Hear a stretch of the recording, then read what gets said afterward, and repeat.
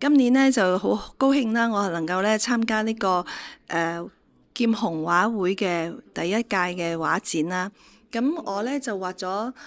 幾幅兩幅鷹，咁呢兩幅鷹咧，一幅就叫做等候啦，另外一幅咧就係呢一幅御鷹展翅上騰。咁咧因為咧我就係根據聖經嘅句語啦，以賽亞書，咁佢話咧，但那等候耶和華的必重新得力。他們必如鷹展翅上騰。咁我咧就好想咧去表達我對神嘅感謝啦，所以我就畫咗呢個如鷹展翅上騰啦。咁然後咧我又畫咗一幅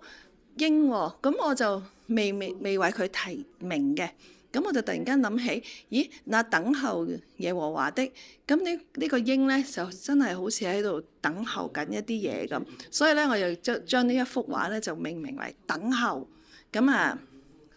好感恩啦，就能夠作到呢兩幅畫，咁喺呢度咧就可以參展。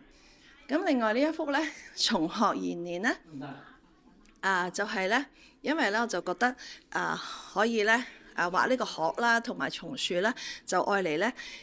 有朋友啊或者親人生日嗰時咧，我可以咧係送俾佢哋，祝賀佢哋咧長命百歲啦，好似松鶴咁樣咁長壽。咁呢個係我作畫嘅目的啦。落霞歸雁啦，咁呢個咧就比較係一個意境嘅畫啦。咁呢個畫作咧其實就係我就想係表達咧喺黃昏嘅時分啦，就日落啦，咁嗰啲雁咧就歸巢啦。咁所以咧就用一個比較意境啲嘅方法咧去表示啲雲啊同埋啲樹木啦。咁就希望大家咧睇見咧就即係覺得係好溫馨啊，好舒服嘅。就叫做瓜棚月影啦。咁其實咧都係仿一啲古畫嘅。咁我喜歡佢嘅原因咧係因為佢個意境咧就係喺個晚上咧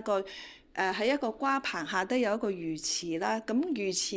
嘅魚咧就見到個月光，佢就過嚟去捕捉，佢以為呢度係可以有食糧啦。咁嗰個魚咧就游過去個月光嗰度，咁我覺得呢個畫意咧係好寧靜、好優美，咁好舒適。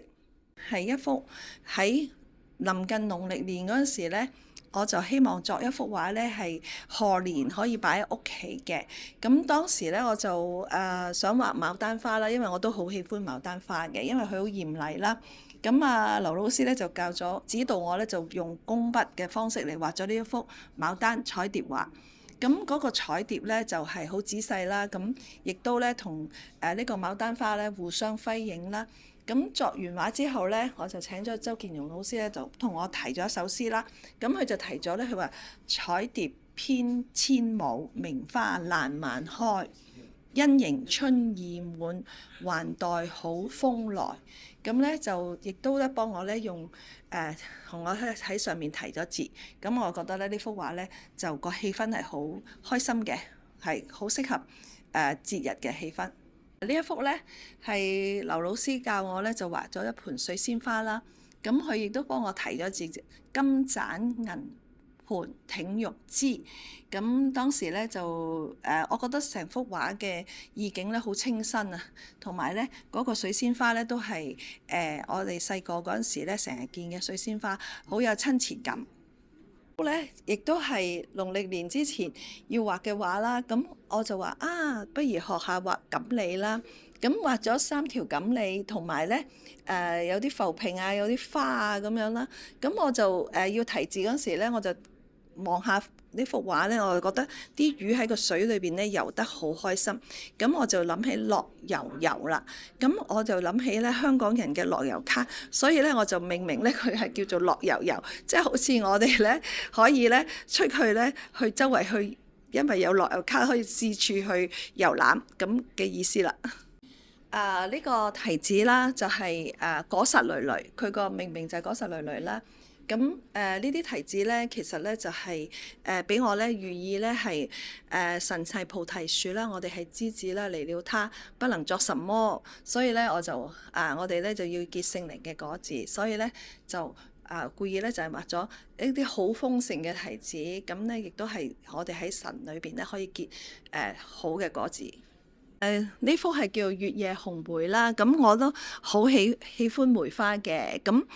作畫之後咧，就我又覺得咧冬天咧應該要落雪嘅，咁所以咧有喺個雪景裏邊咧見到咧紅梅喺度傲雪啦。佢係堅毅不屈嘅，雖然咧佢係好漂亮，但係佢亦都係一個好有堅毅嘅精神咯。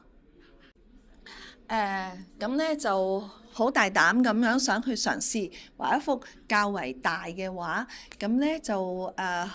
好開心咧，就老師咧就叫俾我咧就畫咗呢一幅蘆洞雙琴歸。點解會有呢個名咧？蘆就係蘆葦啦，咁呢個係一個池塘嘅旁邊有蘆葦，咁因為呢兩隻禽鳥咧飛翻嚟嗰陣時咧，因為佢拍翼咧，就令到嗰個蘆葦咧喺度喐動啦，咁就變咗個畫上面咧係有個動感嘅，咁就感覺上係好清晨啦，有陽光喺個蘆葦嗰度透過嚟啦，咁個感覺咧係好寧靜、好舒適。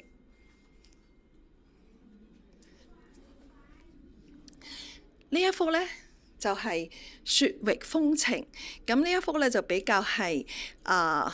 我自己喜愛嘅，因為咧我從細咧就淨係見到聖誕卡上面有落雪嘅，咁我就覺得咧呢啲係童話故事裏邊嘅雪景嚟嘅，我就唔知道咧世界上係有雪，咁直至到長大咗啦，當然知道係有雪啦，咁但係咧喺腦海當中咧，我依然有細個嗰陣時嗰個影像咧，就係喺一個雪景裏邊咧，好開心，因為我覺得咧喺雪裏邊咧係好寧靜、好開心。咁我就有一日咧係夏天好熱啦，咁我就覺得如果咧我喺一個雪地裏邊咧，我會好開心，唔使咁熱。咁我就畫咗呢一幅畫，咁我就覺得喺炎炎夏日咧，喺呢一度展覽嗰陣時，如果大家經過，可能望到呢幅畫咧，都會覺得好清涼、好愉快。